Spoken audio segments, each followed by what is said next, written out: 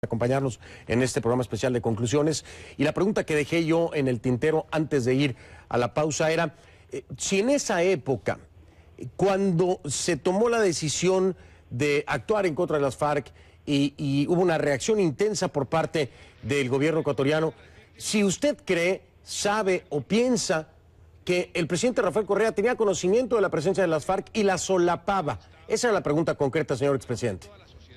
Muy bien, el gobierno nuestro coincidió parcialmente con los pedidos de los presidentes Noboa, Lucio Gutiérrez, Alfredo Palacio.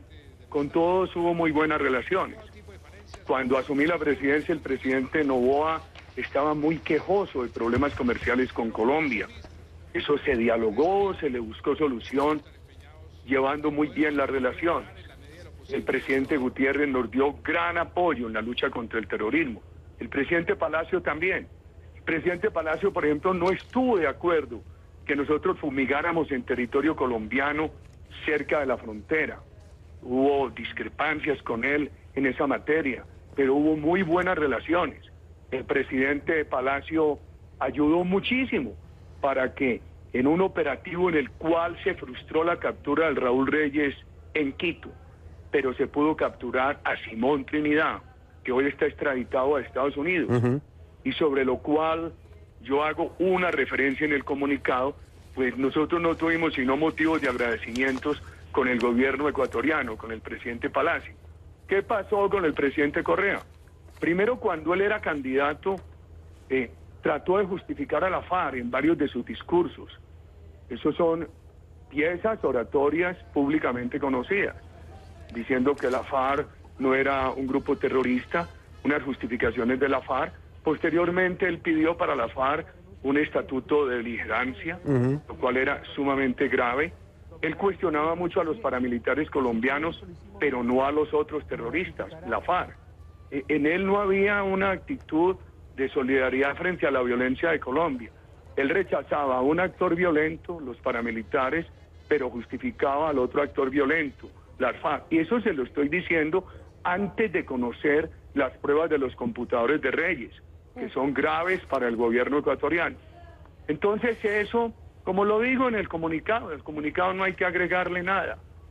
Nosotros habíamos fracasado en varios intentos para capturar a Raúl Reyes, nos seguían asesinando personas, esa operación había que mantenerla con todo el sigilo, y yo no me atrevía a avisarle al gobierno ecuatoriano por dos razones. Una razón, estábamos combatiendo en la frontera, porque nos había matado muchas personas del lado colombiano de la frontera el señor Raúl Reyes.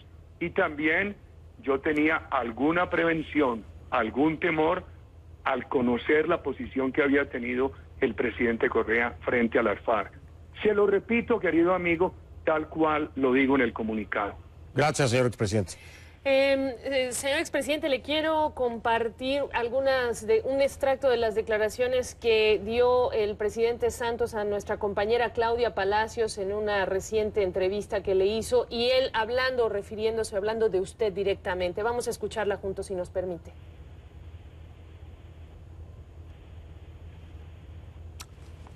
En un momento la tendremos lista para usted. Ahí ya la tenemos lista, gracias. Adelante.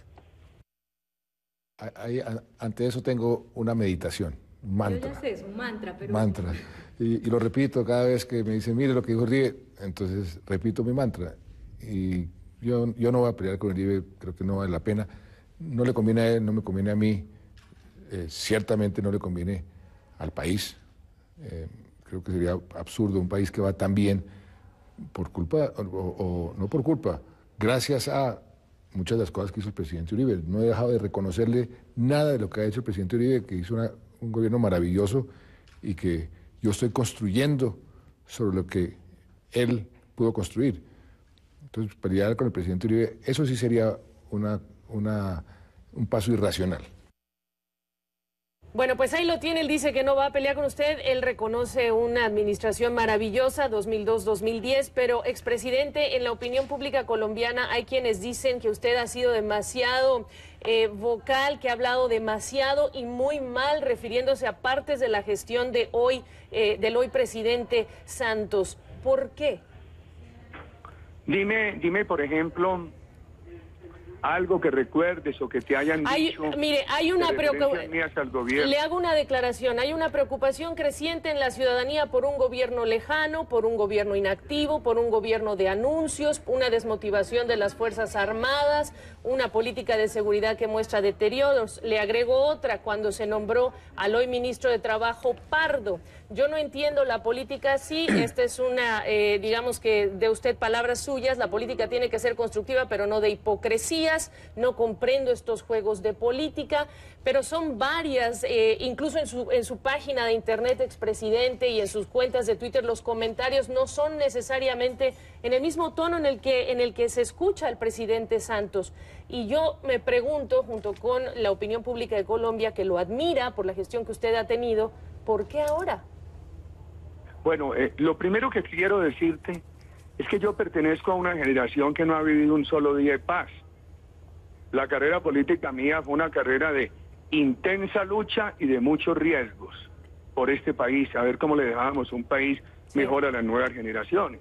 Lo segundo es que yo no aspiré a la presidencia por el honor de ser expresidente. Lo tercero es que yo le debo inmensa gratitud a los colombianos que me permitieron ser presidente 8 años. Y tengo que seguir en la batalla democrática hasta el último día de mi existencia, con todo patriotismo.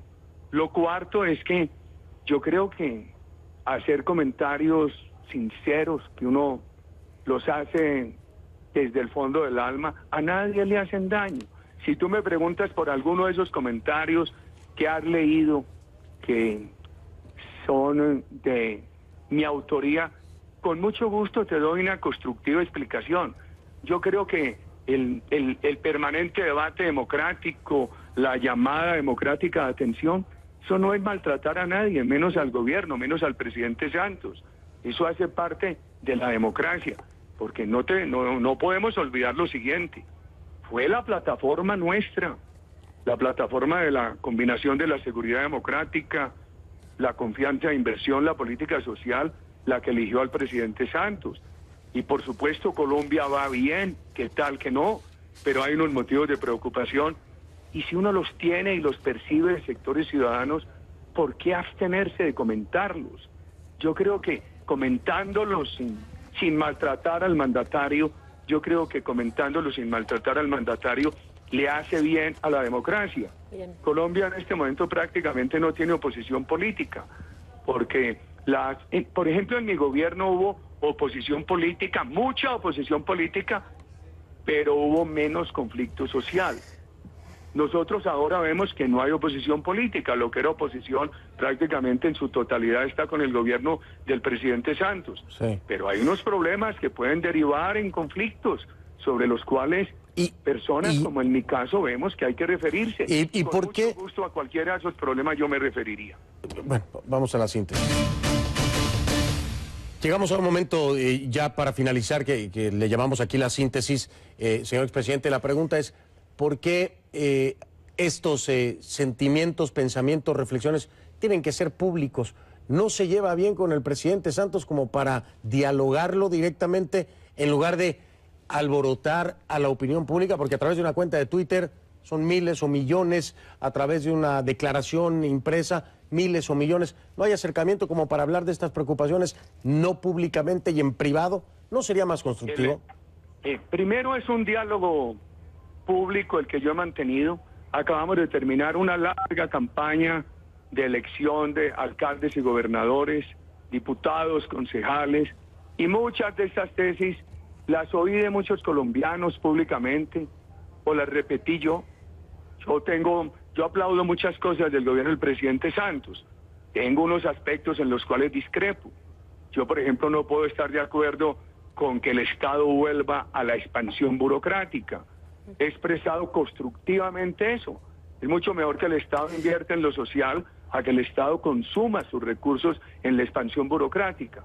Cuando tuve oportunidad, le expresé algunas preocupaciones privadamente al presidente Santos, pero no se puede olvidar que yo soy un hombre público, activo en la política, que seguiré defendiendo estas tesis permanentemente, con amor a mi patria, hasta el último día de mi vida, queridos amigos. Y espero hacerlo con franqueza, pero de manera constructiva. Expresidente Uribe, me dicen que le voy a pedir una respuesta muy breve. ¿Quiere usted, por amor a Colombia, a su patria, ser titular del partido de la U en futuro cercano? Ese partido se creó justamente inspirado en las tesis de nuestro gobierno. ¿Pero usted quiere estar al frente de él? No, la verdad es que yo no puedo. Una cosa es que esté aspirando, no estoy aspirando. Okay. Otra cosa es que apoye ese partido y me preocupe para que ese partido no abandone un rumbo que se le trató en su nacimiento, que es el puro centro democrático, que es esa combinación de la seguridad, la promoción de la inversión con responsabilidad social, fraternamente, y la política social, el puro centro democrático. Un Estado garante de lo social, sí, pero un Estado austero, además de transparente, un Estado austero y en profunda comunicación con la ciudadanía. Ya. Señor expresidente Álvaro Uribe, le damos las gracias por este tiempo que nos ha regalado a nosotros y a la audiencia, claro está, y esperemos se repita en una próxima ocasión. Saludos en Medellín.